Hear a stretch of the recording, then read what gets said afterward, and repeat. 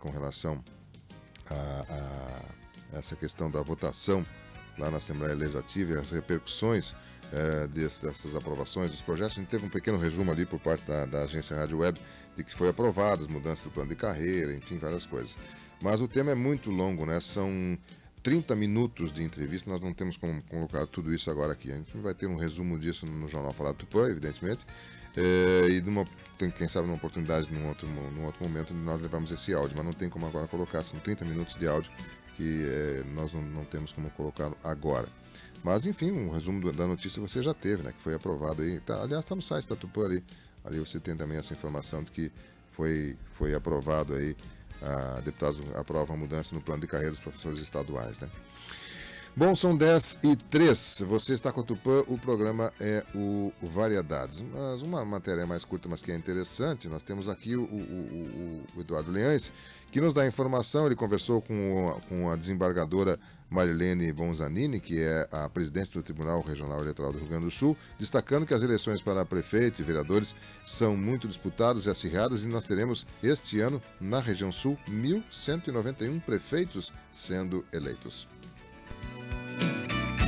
Resolução do Tribunal Superior Eleitoral, TSE, definiu o calendário eleitoral para as eleições municipais que ocorrerão no dia 4 de outubro em primeiro turno e 25 de outubro em segundo turno. Dados de dezembro de 2019 do TSE revelam que os 3 estados do Sul têm 21.527.779 eleitores, um percentual de 14,55% do total do país. Na região sul, serão eleitos 1.191 prefeitos, sendo que 497 são no Rio Grande do Sul, 399 no Paraná e 295 em Santa Catarina, além de milhares de vereadores. A presidente do Tribunal Regional do Rio Grande do Sul, TRRS, desembargadora Marilene Bonzanini, destaca que as eleições para prefeitos e vereadores são muito disputadas e acirradas. Com certeza, se sabe que como envolve as comunidades, o meio onde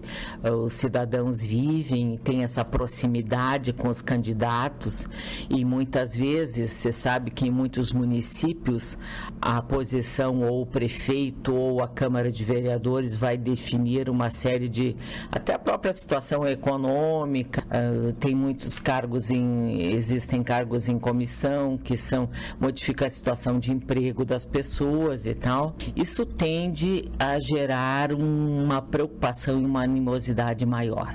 Mas o que nós gostaríamos de chamar a atenção, já para os pré-candidatos e para os eleitores, que prestem atenção nos inscritos, que pensem numa sociedade melhor e num bem comum, muito mais do que nos seus interesses particulares. E que tenhamos uma eleição em paz, já pensando isso desde o início. Marilene Bonzanini explicou quais os prejuízos para os eleitores que não votarem nas eleições. Nesse período, se o eleitor não estiver regularizado, além de não votar, ele tem uma série de problemas. Ele não consegue obtenção de financiamento em entidade pública, não consegue emitir passaporte, não consegue matrícula em estabelecimento federal, estadual ou municipal, que é várias situações obrigatórias. Benefício previdenciário também não é concedido estando com a inscrição eleitoral irregular. Então, por isso esse cuidado todo. O primeiro preparativo de todos para as eleições, até porque ainda nós não temos uma extensão de quem serão os candidatos, a primeira preocupação do eleitor é deixar a sua inscrição em dia.